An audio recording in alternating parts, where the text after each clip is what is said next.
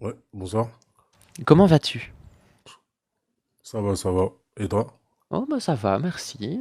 Du coup, tu montais pour parler religion, c'est ça? Ouais, c'est ça, c'est ça. Donc toi, Exactement. tu es croyant? Euh, je suis kémite. Je sais pas si t'en as entendu parler. Assez peu, pour être tout à fait Ouais, honnête. Tu veux bien justement, m'expliquer dans les grandes lignes ce que c'est? dans les grandes lignes, c'est l'idée euh, en fait, c'est de l'ancestralisme. Voilà, concrètement, en un mot, c'est ça. De l'ancestralisme. Et qu'est-ce que ça implique exactement? Ça implique déjà de connaître l'histoire et ça implique aussi d'apprendre sur ce qu'est la spiritualité en général et particulièrement la spiritualité africaine, même si ce mot il est pas bon à employer quoi. Mais voilà, c'est ça. Ok. Et moi, je t'avoue que j'y connais vraiment pas grand-chose. Je n'en Ouais, connais c'est que des justement, caricatures, donc je non, préfère non, dire que j'y dis-moi. connais rien. C'est pour ça que je me permets de monter sur le live pour, voilà, sans prétention, essayer de débunker, entre guillemets, les caricatures qui sont faites, parce que j'ai entendu souvent que on est des suprémacistes noirs, etc., alors que ouais, c'est pas du tout le cas, quoi. Donc toi, tu considères Enfin, qu'il n'y a pas, il y a pas une de ce que je sais, hein. supériorité du peuple africain sur les autres peuples? Bah, africain, qu'est-ce que tu entends par africain? C'est ça le. C'est ce que j'allais dire. Après, Déjà, pour africain, ça veut moi, rien dire, ouais. donc. Voilà, on commence par là. Mais oui, en fait, grosso modo, être kémite, voilà, après, il y aura plusieurs définitions, mais grosso modo, être kémite, c'est pas être noir, mais c'est adhérer à la philosophie dite kémite. Et la philosophie dite kémite, est, elle, c'est pas que ça, mais 80% de la philosophie kémite peut être basée sur ce qu'on appelle les 42 lois de la Mahat. Après, il faudra se renseigner sur ce que c'est.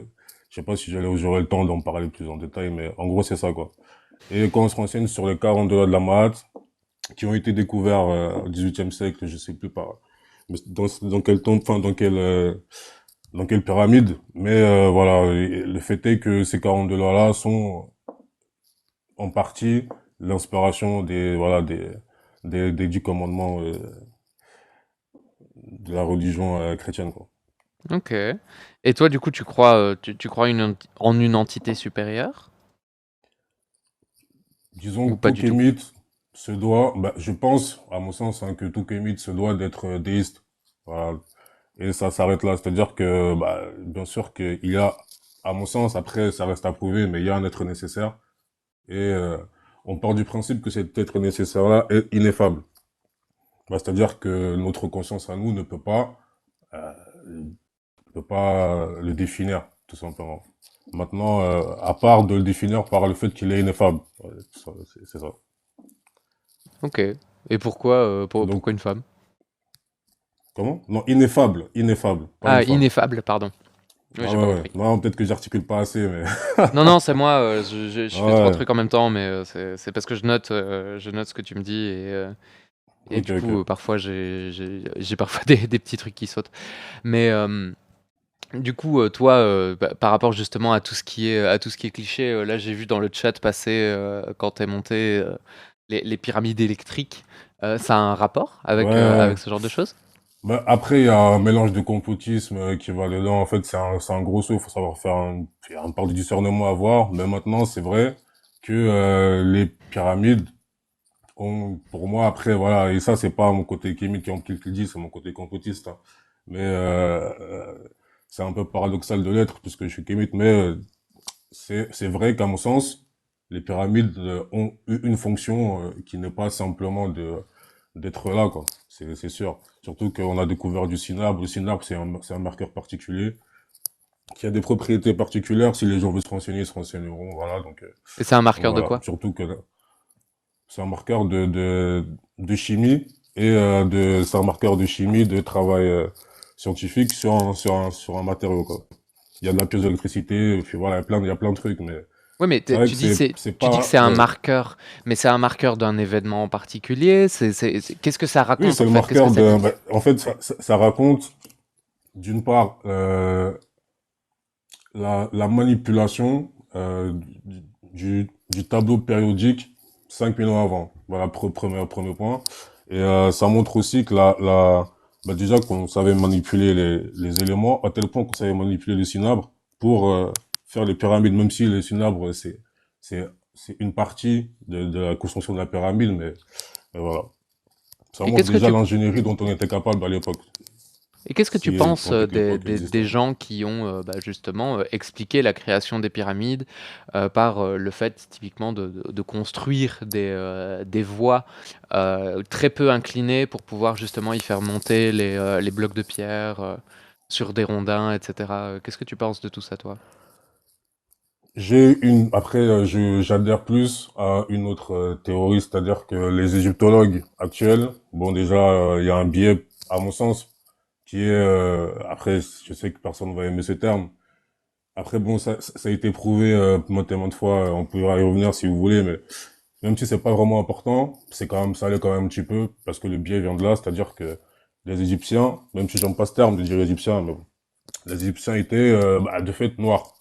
Et partant de là, il est vrai que bah, une fois qu'on fait ce distinguo-là, bah, on peut se dire que les égyptologues, et puis c'est une réalité, bon, étaient biaisés pour ne pas, voilà, pour essayer de discréditer entre guillemets le vrai travail qui avait été effectué à ce moment-là. Attends, parce que ça fait beaucoup d'infos d'un coup. Euh, Ouais, quand, si, ça, quand tu dis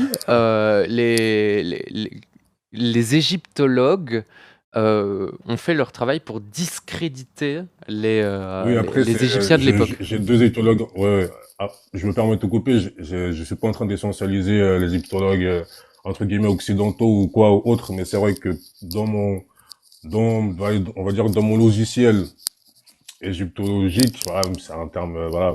Moi, j'ai Nusire Kalalo Motunde, j'ai Cheikh Anta Diop, voilà, j'en ai beaucoup, mais qui sont pas, comment dire, eurocentriques. Voilà.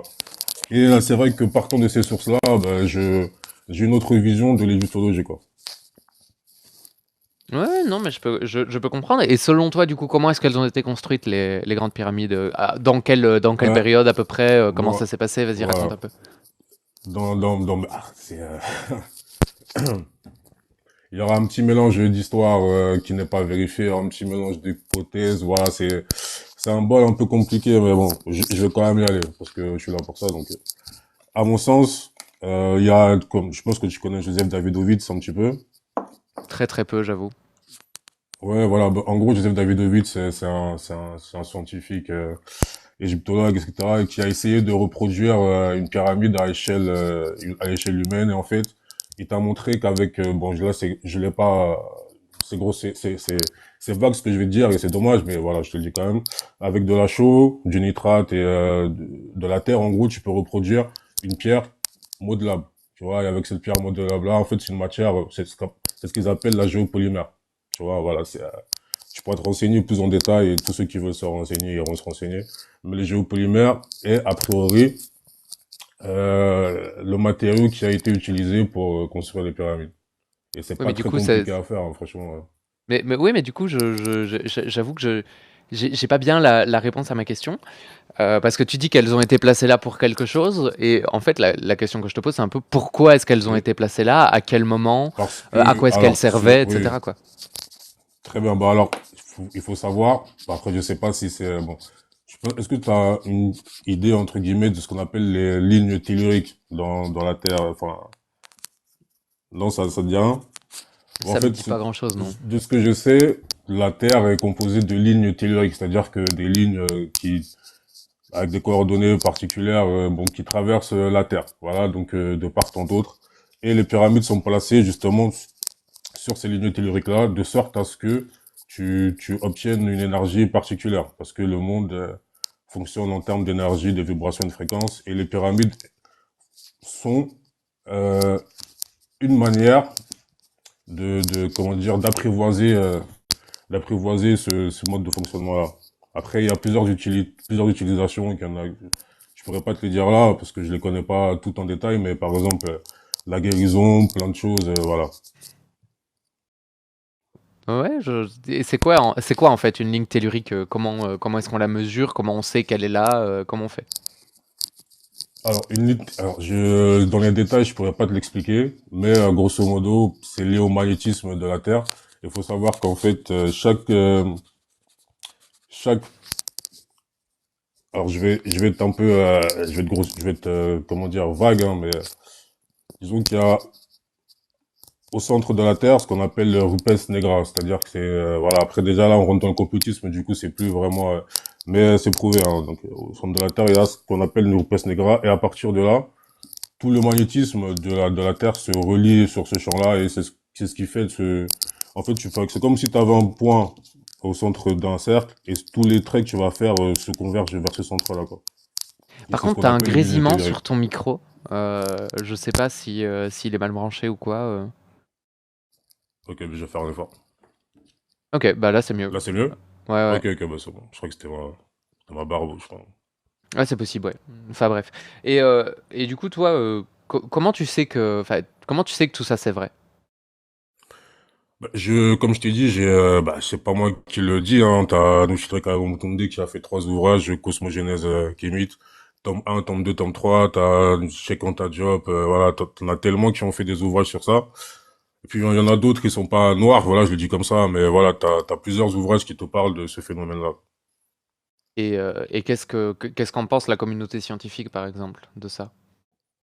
Ah non, mais c'est véridique, hein. C'est pas un truc que je te sors de ma tête, hein. Les lignes théoriques sont vraiment, ça existe, quoi. C'est pas, et le fait est que justement que les pyramides, surtout, les pyramides de Gizeh, entre guillemets, les 3 pyramides sont situées sur une ligne tellurique et aussi sur la ligne d'Orion. Voilà, ça présente un autre concept pour les astrologues et tout, mais ouais, ouais. En gros, c'est vraiment un truc qui existe, hein, j'ai montré, hein. C'est pas, ça sort pas de ma tête.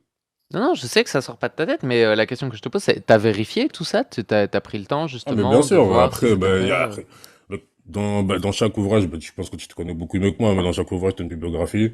Après, justement, je me suis arrêté au deuxième tome de Nusire Kalalan Motunde, donc il y a sa bibliographie, et puis t'as des études finlandaises, ou là, enfin, norvégiennes, sur l'île tellurique, liées à tout ça. En fait, c'est pas du... Non, non, c'est vraiment sérieux. Elles ont été publiées dans quel journal, ces études finlandaises, justement? Alors, je pourrais pas te le dire, mais je sais que faudrait que je trouve là mon livre actuellement. Bon, mais après, je suis pas non plus chez moi, mais avec grand plaisir, je te le mettrai en message. Vraiment, j'ai Ouais, les documents franchement, sur ça. je t'avoue que ça Ah m'intéresse ouais, parce ouais, que non, moi, mais c'est un en peu. plus, justement, je sais. Ouais, ouais, parce que comme je sais que c'est un peu vague pour vous en général, donc ouais, ouais, avec plaisir, pas de souci. Et voilà, donc c'était juste pour dire, en gros, quand on est kémite, on s'intéresse grosso modo un peu à tout parce qu'il est dit dans notre culture. Enfin, tu liras si ça t'intéresse, mais en gros, il est dit, pour nous, d'aimer la science plus que notre mère, d'aimer la connaissance plus que notre mère. C'est une manière de dire que l'homme en général, et l'homme, parce que voilà, l'homme en général doit être scientifique, avant tout. Bah oui, justement, mais du coup, c'est un peu. En fait, il faut vérifier tout ce que tu me dis parce que là, typiquement, je- Oui, oui, bien sûr, là, je te l'ai dit, après, mon but, c'était vraiment plus de donner une autre vision du kémétisme plutôt que vraiment de te donner des détails. Si faut faire un live plus en détail, avec plaisir, mais il faudra que je me prépare. Là, je suis venu vraiment, là, je suis monté comme ça, quoi. Non, je comprends, mais ça pourrait être intéressant justement de débattre du Ah ouais, kémitisme. Et avec si tu plaisir, hein, dois, tu me dis... si tu dois me dire, Non, je dis-moi, sais pas vas-y. moi, quelles sont, quelles sont les choses que tu fais, que tu fais dans ta vie? Est-ce que ça implique, je sais pas moi, En fait, le qu'est-ce que ça kémitisme, implique moralement parlant, déjà, par exemple? parler de kémitisme, déjà, pour moi, c'est ça. Parce que le suffixe isme, il est plutôt péjoratif, et surtout que c'est pas une doctrine en soi, c'est vraiment, c'est même pas une doctrine, dans le sens où être kémite, on peut pas appeler la, le concept du kémite le kémitisme, parce que c'est pas une religion, c'est pas un dogme à suivre ou quoi. Même si on a ce qu'on appelle les 42 doigts de la mat, et puis là, si tu veux, sur là, je peux te le montrer vite fait, mais voilà, c'est plus une façon de vivre avec son environnement et de chercher l'harmonie entre le monde visible et le monde invisible. C'est tout. Et donc C'est pour de toi, il y a un monde maximiser. invisible. Ah oui, clairement, bien sûr, bien sûr, bien sûr. Et Ah là, ça implique quoi, toi, ce monde invisible? Qu'est-ce qu'il implique? mais le monde invisible, déjà, il y a ce qu'on appelle, ça tu es d'accord avec moi, bah, les fréquences, vibrations, tout ça, quand on dit invisible, bien sûr qu'on peut les mesurer, on peut voir, mais invisible déjà dans ce sens-là, donc les vibrations, tu la vois pas, les vibrations, tu peux la voir mais à l'œil nu, ça se voit pas. Donc, rien que ça, donc pour ça, déjà, le monde invisible existe. Mais quand tu Je parles sais de pas si tu es vibration, d'accord tu avec parles moi. de vibration de quoi? Vibration de l'air, Les vibration fréquences, tu vois, non, ouais, électromagnétique? voilà, les fréquences vibratoires, voilà, par exemple, on parle en hertz, etc., tu vois.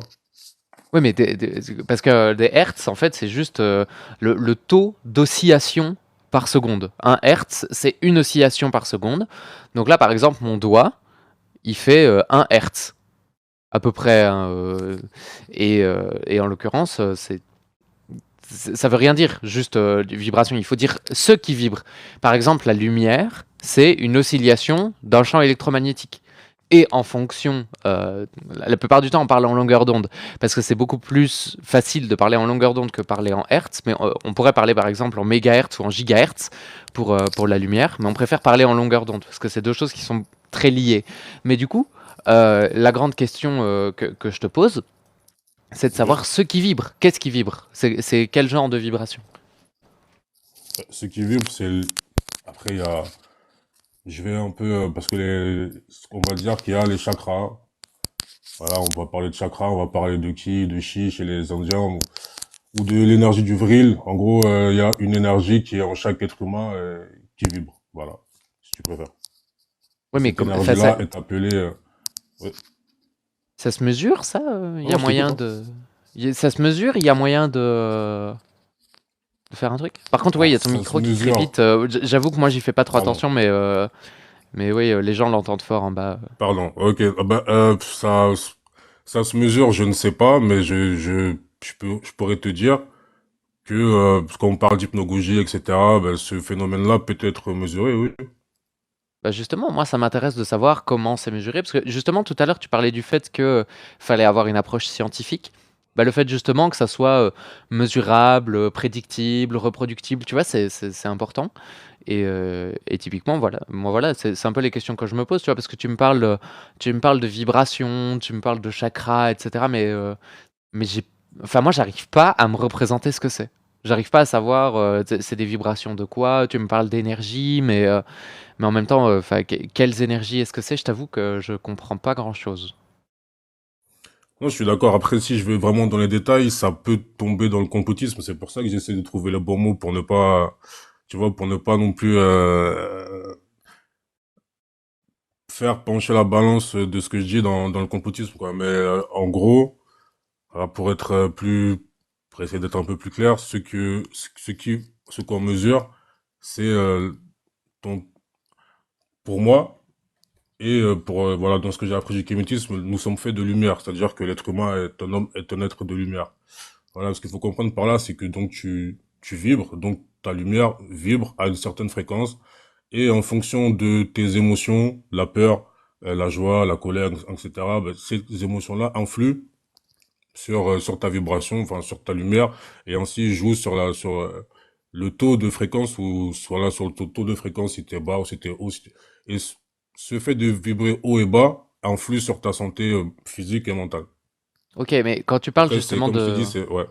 quand tu parles de Non, non, lumière, quand vas-y, tu vas-y. parles de vibration de la lumière, c'est au sens littéral ou c'est au sens imagé? Bonne question. C'est une très bonne question, et pour moi, c'est pas imagé. C'est-à-dire que il y a plusieurs, bon, après, est-ce que tu es d'accord pour dire qu'on est dans la troisième dimension, ou c'est un concept qui te plaît pas? Bah, en fait, on vit dans un univers en 4 dimensions. 3 dimensions d'espace et une dimension de temps. Ok? Très bien. Est-ce que tu considères qu'il pourrait y avoir d'autres dimensions? Bah, d'autres dimensions dans quel sens? Parce qu'en fait, quand on dit d'autres dimensions, on confond souvent univers parallèle et des dimensions. Moi, typiquement, je suis pas capable d'imaginer un univers en plus de 4 dimensions. Je peux imaginer un univers en 3 dimensions, ça c'est facile, c'est un univers en 3D, tu vois, où il n'y a pas de notion de temps. Je peux imaginer un univers en 2D, c'est une feuille de papier sur laquelle je dessine des choses, tu vois, il n'y a pas de dimension de temps, il n'y a pas de dimension de profondeur. Une dimension, bah, ça se résume à un trait, donc je peux encore l'imaginer. Après, ça devient compliqué, quoi. Je comprends ce que tu veux dire. Alors, je vais peut-être aller un peu loin, mais est-ce que tu as un petit peu connaissance du paradoxe de Platon, entre guillemets, la grotte de Platon, ça te dit quelque chose? Ouais, ouais, Le monde l'allégorie des de la idées, caverne, ouais. voilà, exactement. Bah, en gros, pour moi, dans ce que j'ai compris dans cette allégorie-là, il te parle bah, du monde des idées. C'est que bah, avant de comment le premier mathématicien qui a conçu le cercle a eu l'idée du cercle. En gros, ce monde-là, tu vois, ce monde de l'idée, à mon sens, est un monde qui, bah, pour moi, ce monde-là, c'est la quatrième dimension. Voilà, après ça, c'est ma théorie, c'est une hypothèse, hein. Je pas dit que c'est la vérité, mais voilà, pour moi, c'est ça. Et donc, comme je me dis ça, bah, forcément, j'ai dit que le monde dans lequel on est, ben, enfin, l'énergie qui nous fait, du coup, donc la lumière dont on est fait, Je est suis désolé, dans mais il y a ce ton monde, micro qui fait de nouveau est du dans bruit, ce ça monde des recommence à idées. crépiter.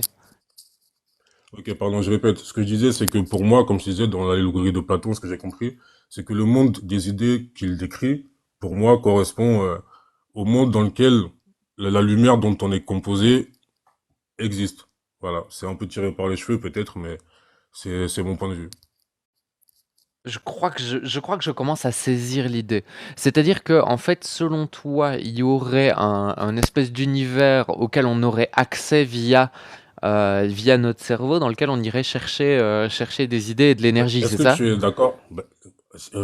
Oui. Maintenant, pour repartir à l'algorithme de Platon, est-ce que tu es d'accord pour dire qu'il y a un monde des idées, indépendamment du monde matériel, du monde intelligible?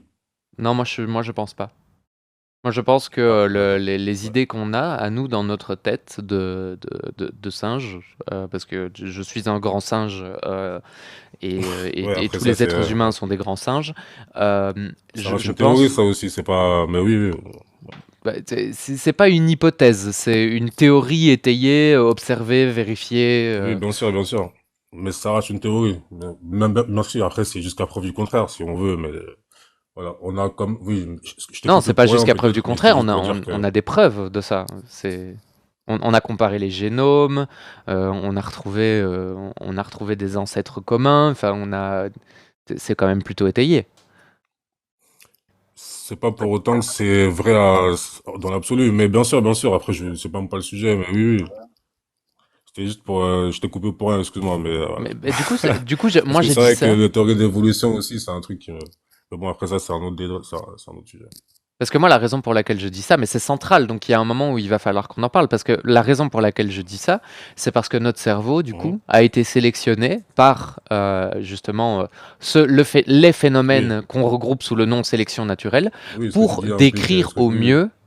J'ai l'impression que tu as un décalage avec moi tout léger. Est-ce Non, que non, je tu peux... t'entends très bien, hein. Ouais, mais j'ai l'impression que t'as un décalage dans le temps. J'ai Ah. l'impression que tu m'entends plus tard, tu vois. Donc, est-ce que tu Ah non, peux non, moi je juste... t'entends. Bah, tu sais quoi, on va faire un exercice. C'est juste pour savoir combien de temps il y a de décalage, tu vas compter en même temps que moi. Donc moi, je vais compter, tu vois, un, 2, 3, et toi, tu vas compter en même temps que moi. Un, Ok. Un, 2, deux, 3, trois, 4. Ouais, non, ça va. quatre. Enfin bref. Du coup, tout ça pour dire que, en effet, euh, moi, j'ai,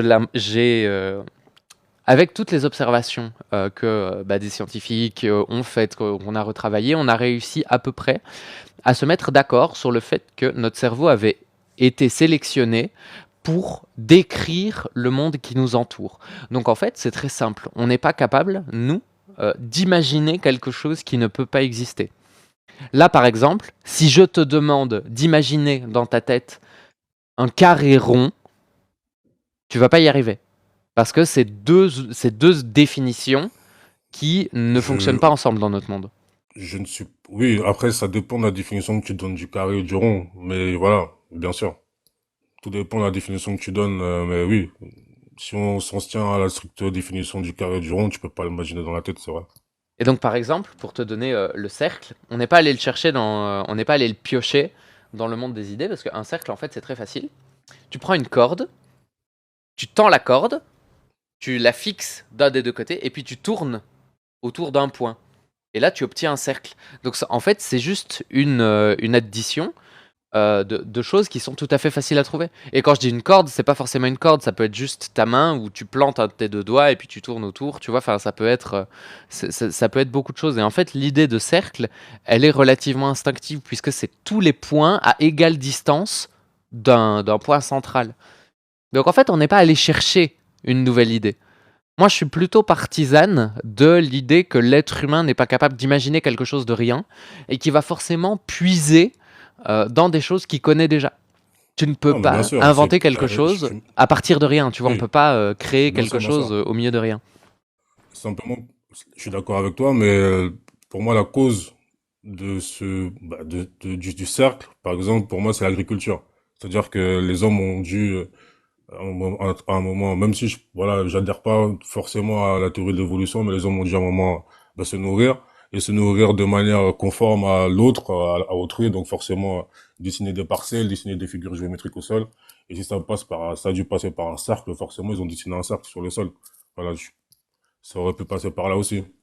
Donc, je Après, suis c'est plus d'accord simple de avec toi faire des pour lignes dire droites, que, mais je vois l'idée. Ouais. oui, après, bah, ça dépend du sol où t'es. Voilà, par exemple, moi, j'ai grandi en Afrique, crois-moi que c'est pas que des carrés, c'est aussi des ronds. Mais oui, oui. Ouais, mais Donc, je en vois ce que tu gros, veux dire. mais voilà. Et c'est vrai qu'on est un peu parti sur un autre sujet où que je ne maîtrise pas. Honnêtement, c'est pas que je ne maîtrise pas, que voilà, bien sûr que je ne maîtrise pas à 100%, mais c'est plus pour donner une idée claire, enfin un peu plus précise de ce qu'est de ce que les gens considèrent comme être kémite, c'est-à-dire que on considère qu'il y a un être nécessaire, certes, mais qu'il n'est pas théiste au sens où il a interagi. Il n'a pas eu d'épiphanie de quelconque ange descendu du ciel voilà, qui est venu parler à l'homme. On considère que le créateur, parce qu'on appelle comme ça le créateur, a créé l'univers. Maintenant, il est tout puissant, certes, c'est un attribut qu'on lui donne, sans être pour autant omniscient. Voilà. C'est-à-dire que, et puis là, c'est, c'est un peu ma Ton micro conception à moi. recommence Là, à refaire du bruit. pardon, c'est un peu ma conception à moi dans tout ce Ok, que mais j'ai du lu, hein, voilà, mais dans ce que j'ai lu, déjà, il y a un être nécessaire, ça c'est, voilà. Et maintenant, cet être nécessaire-là n'interagit pas avec ces créatures dans le sens où les religions abrahamiques le prétendent. est-ce qu'il Bah, est c'est soumis juste à la ce logique, distinguo-là. est-ce que l'être nécessaire est soumis à la logique ou pas?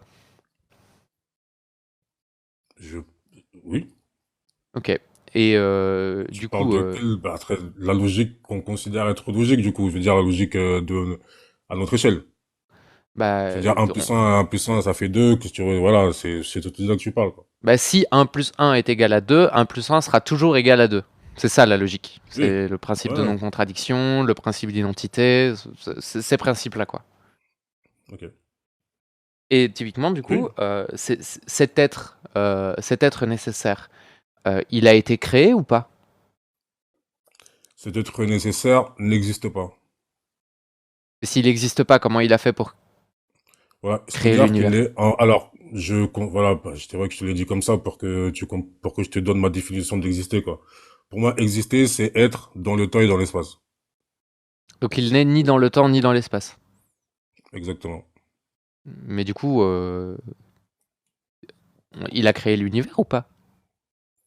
Bien sûr. Qui lui est dans le temps et dans l'espace. Mais comment tu peux créer un truc dans le temps et dans l'espace sans toi-même être dans le temps et dans l'espace? Parce que tu es omnipotent. Je t'avoue que j'ai pas bien suivi.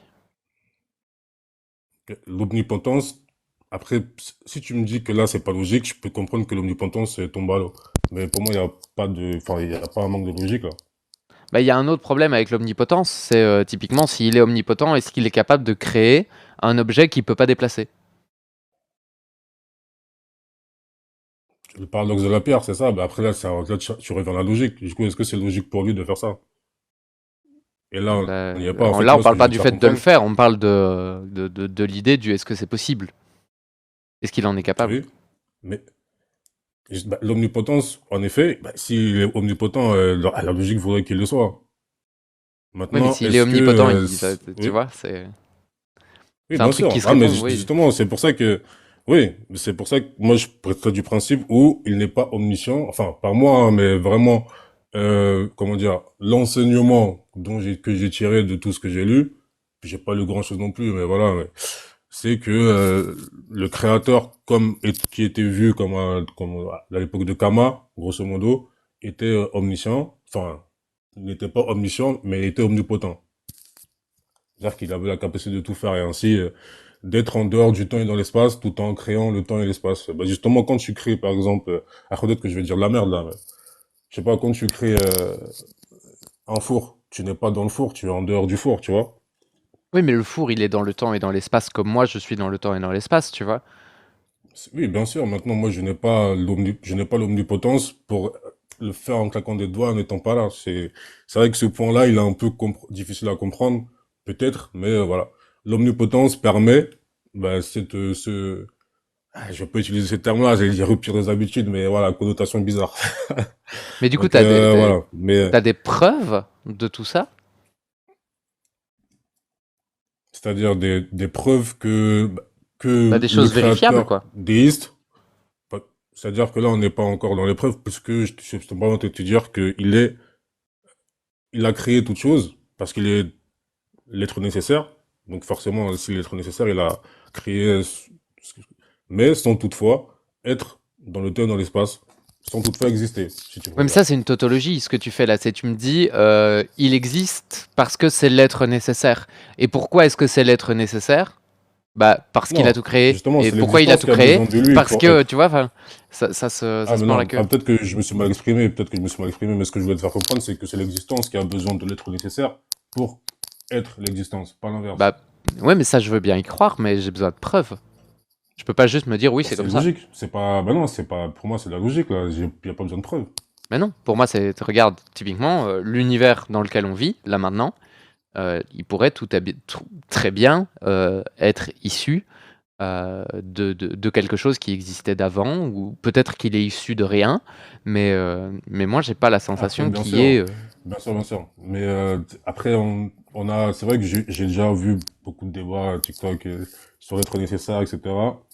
J'ai, à mon sens, pas trouvé, peut-être chez Tony Khan et Laurent Mo et toi aussi, hein, parce que vous êtes très très bons. Mais même si, voilà, je n'ai pas trouvé qu'il y avait enfin, il y avait des arguments très très, ah, qui étaient, comment dire, très très valables, très très concevables. Maintenant, je considère que l'être nécessaire comment dire, est une vérité qu'on ne peut pas, à laquelle personne ne peut échapper, quoi. Maintenant, Ouais, mais justement, je sais si c'est pas, une ouais, vérité, si c'est une vérité à laquelle personne ne peut oui, échapper, c'est toi qui es dans l'affirmation. Donc c'est toi qui affirme que très ça, bien. c'est la Oui, vérité. c'est moi. Bisous Non, Amir. je dis que, Et du coup, c'est toi qui dois m'apporter une preuve que c'est vrai. Si tu me dis ça, c'est toi qui dois me dire, bon bah voilà, je crois ça parce que ça. Et pas juste parce que c'est la vérité. non, Si tu me bien dis sûr, j'y oui, crois oui, oui. Non, non, parce que c'est bien sûr. vrai, bah je veux bien, mais j'ai besoin de preuves. J'ai besoin qu'on me Non, non, c'est montre clair. pourquoi Non, c'est mais vrai. clairement, bien sûr, bien sûr, bien sûr. Tu as tout à fait raison. Après, je pense que ce type d'argument-là que tu attends de moi, tu l'as déjà reçu de par beaucoup de, tu vois, beaucoup de chrétiens, beaucoup de juifs et beaucoup de... Après, c'est vrai que comme je suis kémite, ce serait intéressant d'avoir mon point de vue, mais disons que mon point de vue ne différencie pas, grosso modo, à 1000%. Surtout que là, j'ai pas vraiment le temps de le faire, de différencier à 1000% de ce qu'un sunnite acharite va te dire sur ce qu'est l'être nécessaire, par exemple. Tu vois ce que je veux dire? Bah, pour être tout à fait honnête avec toi, personne ne m'a donné de preuve de cet être nécessaire. Oui, oui, oui, justement, avec tous les débats que j'ai vus, c'est vrai que bah, t'as pas été convaincu, c'est vrai. Ah non, Mais mais c'est pas que j'ai pas été convaincu, c'est que j'ai même pas eu de preuves à examiner. C'est-à-dire que la majorité du temps, on me dit c'est comme oui, ça c'est parce vrai que que c'est comme ça. Et j'ai pas de preuves. ouais. Et moi, si on me dit c'est comme ça parce que c'est comme ça, je vois pas pourquoi j'ai besoin d'un être nécessaire. Parce que je pourrais très bien utiliser le même argument pour l'univers tout court. Je pourrais très bien dire, bah, Oui, oui, l'univers il est comme ça bien parce sûr. qu'il est comme ça. J'ai pas besoin de l'être nécessaire. c'est une hypothèse ad hoc supplémentaire. Je suis d'accord. Maintenant, je pourrais te faire l'argument qu'on te présente souvent de le possible impossible et contingent avec le raisonnement par absurde. Est-ce que tu considères ce raisonnement par l'absurde comme étant une preuve, du coup? Mais en fait, moi je veux bien, mais il faudrait pour Ok? ça que dans ce raisonnement, il n'y ait pas dans les prémices l'être nécessaire.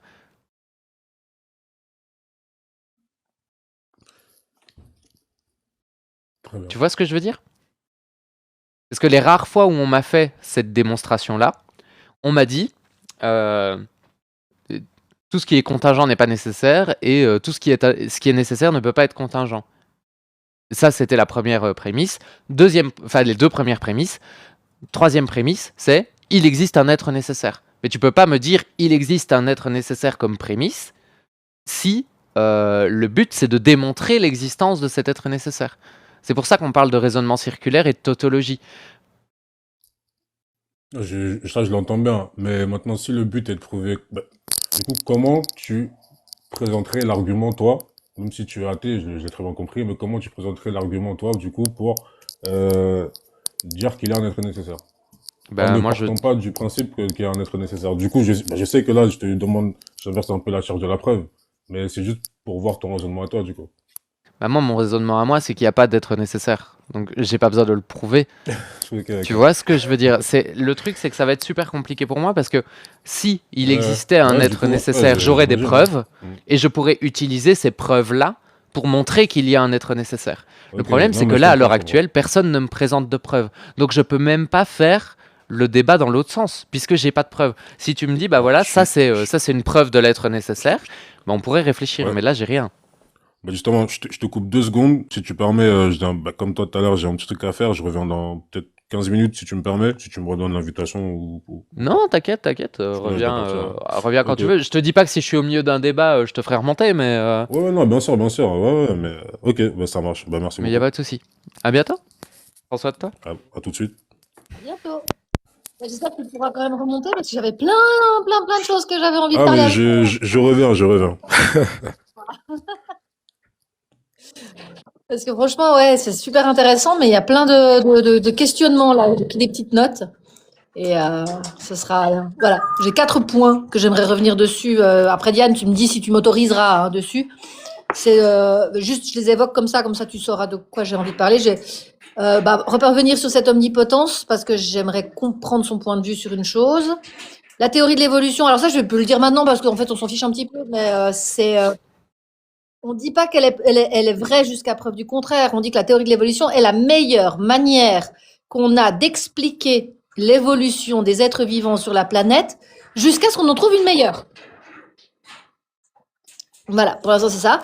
Après, j'aimerais qu'on reparle des pyramides et puis de qu'est-ce qu'être kémite. Voilà. Je suis remontée dans dans l'autre sens, mais voilà. Ouais, non, mais tu fais bien parce que moi, on va être très honnête. Je n'ai rien capté à cet échange. Non, moi je suis trop dans cette sens parce que j'ai beaucoup de gens dans mon entourage qui sont un peu dans ces théories. C'est presque du New Age hein, dans l'idée. Ah non, Mais mais le truc, c'est que, en fait, moi, je pars du principe, tu vois, que quand je discute avec quelqu'un, il est censé tout m'expliquer. C'est-à-dire que même si je n'ai aucune connaissance du sujet à la base, je suis censé pouvoir comprendre et détailler son point de vue. Le truc, c'est que là, je n'ai rien compris. Rien. J'ai pas l'impression qu'il ait aligné 3 idées où j'aurais pu justement développer un avis dessus. Je n'ai pas d'avis sur la discussion de ce qui vient d'arriver, si ce n'est le fait qu'il a l'air d'être plutôt agnostique ou plutôt non croyant de la théorie de l'évolution, tu vois. oui, ça c'est sûr, parce pour lui, il n'est pas convaincu de celle-là. Ça, c'est une chose. Maintenant, moi, de ce que j'ai compris, on verra quand il reviendra si c'est bien ça dans l'idée. Moi, ce que j'ai compris, si tu veux, c'est qu'il voit son être nécessaire un peu comme un joueur des Sims qui crée une partie et qui la laisse tourner sans interagir. En gros, il peut tout faire dans le cadre des lois du jeu, en gros. Hein, il peut tout faire sur ses Sims, mais en fait, il décide de pas le faire parce qu'en fait, il a juste laissé tomber la partie puis il la laisse tourner toute seule. Moi, c'est à peu près ça que j'ai compris dans son côté omnipotent. Et même ce côté Voilà. omnipotent-là, j'ai du mal à le comprendre parce que. Non, je comprends pas. Je comprends pas parce qu'en fait, un des problèmes que j'ai avec l'omnipotence, c'est qu'à partir du moment où tu commences à fixer des règles, un exemple au hasard, hein, mais genre les lois de la physique, ça devient compliqué d'être dans l'omnipotence parce que tu vas forcément être limité par ce cadre qui est un cadre non théorique, hein, qui est un cadre observé. Si tu es vraiment omnipotent, les lois de la physique que tu fixes en créant ton univers, bah en fait, au final, tu peux les changer comme tu veux, comme tu as envie, pour justement arriver à faire ce que tu veux. Imagine-toi vraiment un programmateur d'un jeu vidéo. Tu dis que dans ton jeu vidéo, tu peux pas traverser les murs. Mais toi, tu as envie de traverser les murs ou de faire que ton joueur puisse traverser les murs, bah hop, tu changes tes lignes de code pour que tu puisses traverser les murs. Donc tu peux tout faire. Oui, dans un sens, je vois ce que tu veux dire. En fait, je crois que je suis un peu trop rationnel à ce niveau-là. C'est-à-dire que là, tu me parles d'une. Je sais que c'est une image, tu vois, mais je prends la personne qui code quelque chose. Il va forcément coder dans un certain langage. Et le langage, il a ses propres règles. Et en fait, on tombe dans cette espèce de. C'est toi qui l'inventes, ce langage-là. Tu peux après en faire ce que tu veux. Ouais. J'ai du mal. Ouais, non, je sais que c'est vraiment. En fait, on a, comme tu dis, on a notre cerveau humain de primate, hein, qui fait qu'il y a certaines choses qu'on a de la peine à se représenter. Certains, ce sera le côté, justement, infinité de l'univers, par exemple, hein, le côté tellement grand, simplement la notion des distances qu'il y a dans l'univers, notre cerveau n'est pas fait pour se le représenter, même si on peut se projeter un petit peu et selon un peu la manière dont on a plastifié notre cerveau, on va dire, on va pouvoir réussir à comprendre certaines choses. D'autres, ils vont très bien intégrer les concepts de physique quantique, le fait d'être à deux endroits en même temps, enfin, toutes ces choses-là que moi, par contre, ça, je n'arrive pas. Ça, on peut me l'expliquer 200 000 fois. Le fait qu'on ne puisse pas, que deux choses soient liées à des milliards d'années-lumière les uns de l'autre et que instantanément peuvent avoir, tu changes l'état d'une de ces choses, l'autre à l'autre bout de l'univers instantanément. J'arrive pas. Je comprends. Enfin, je peux théoriser le concept, mais mon cerveau, il veut rien savoir. Par contre, le fait d'être dans une matrice, on va dire, avec, en fait, le fameux dieu déiste, pour moi, c'est vraiment ça. C'est un mec qui a lancé une partie de Sims et qui est parti faire autre chose. Ouais, mais moi, tu vois, ce concept-là, en fait, je peux le comprendre. Tant que tu le prends pas avec la logique. Moi, à partir du moment où tu essayes d'obtenir des preuves, où tu essayes d'obtenir, de savoir comment ça fonctionne, etc., moi, à partir de là, ça commence à trouver ses limites. C'est-à-dire que la seule manière que j'ai d'accepter l'omnipotence, c'est qu'on me dise, c'est au-delà de ce que tu es capable de comprendre. Si c'est au-delà de ce que je suis capable de comprendre, j'ai pas de souci. Tu vois, j'ai pas besoin d'une explication rationnelle pour admettre que quelque chose soit possible. Par contre, j'ai besoin d'une explication rationnelle pour admettre que quelque chose est vrai. Parce que ça soit possible dans le monde des possibles, je peux imaginer plein de trucs. J'ai une imagination qui est très fertile. Et imaginer un dieu omnipotent, en réalité, ça ne me pose pas de problème. Mais que... de la description du dieu déiste auquel il croit, il s'est arrêté là. C'est un dieu qui a tout créé et qui est omnipotent. Point. Il n'a pas d'autres attributs. Donc en soi, il n'y a pas d'illogique. C'est juste pas prouvable. Ouais, mais si c'est pas prouvable, c'est pas intéressant. On n'en a pas besoin de ça, tu vois. Non, il n'en a pas besoin. Et d'ailleurs, moi, je veux dire, pour moi, c'est un athée. Dans le sens, il est kémite, donc il a d'autres croyances, mais on va dire dans le fait de croire en Dieu, c'est un déiste athée, dans le sens que il vit sa vie sans Dieu. sans que ça ait, sans Dieu, sans que ça ait d'incidence sur sa vie. C'est juste, des fois, tu crois à quelque chose comme ça parce que tu as envie d'y croire et que de temps en temps, ça te rassure de te dire qu'il y a une raison à notre présence ici. La raison, c'est quelqu'un qui a fait play sur une partie et qui est parti. Bah, ça peut rassurer des fois des gens qui se retrouvent complètement angoissés avec l'absence de pourquoi on est là. L'absence d'explication. C'est exactement juste à ça. C'est exactement ça. On se retrouve vraiment en face de quelqu'un qui est dans une angoisse existentielle, en fait. Et moi, de mon côté, ça me... Ça ne me convainc pas, dirons-nous. Et c'est pas grave, tu vois. C'est ça, chaque déiste a sa croyance bien spécifique de quel est son dieu. Donc, en fait, enfin, dans le côté où on peut admettre un dieu déiste, bah, en fait, il y a autant de dieux que d'humains. Ouais. Parce que, en fait, ce que j'aurais bien voulu entendre de sa bouche, c'est comme ça parce que c'est comme ça. Et ça, c'est quelque chose qui est difficile à admettre. Ouais, bah, après, en gros, ça peut être comme ça, mais en fait, même s'il avait raison, imaginons, c'est comme ça parce que c'est comme ça.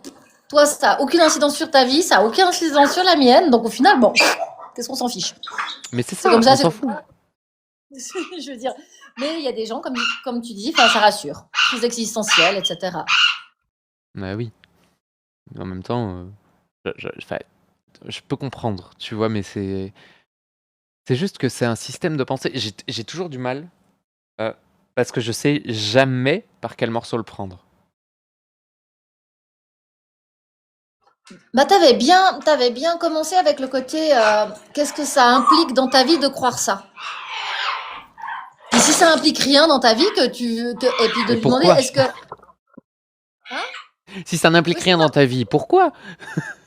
Voilà, ça c'est le bon, et justement pour en revenir à ce côté peur existentielle de n'être là pour rien. Moi, j'ai pas de problème avec ça. Je me dis, mais enfin pour moi, bah, on n'a aucun but. On est là parce qu'on est là parce que les choses ont fait que tout d'un coup, il y a des choses qui se sont passées et puis on se retrouve là à discuter de ça.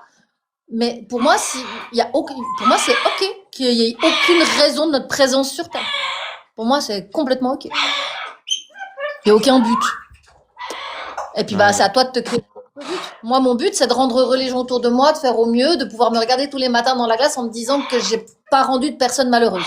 Voilà. Bah, c'est bien, tu vois, mais typiquement, à un moment, j'ai vu un filon où quand il a commencé à parler de méthode scientifique, je me suis dit, ouais, là, je vais réussir à l'attraper, tu vois, mais ça a été compliqué, quoi. Ça a été un échange un peu difficile parce que dans un sens, j'ai l'impression qu'en fait, il affirmait pas grand-chose.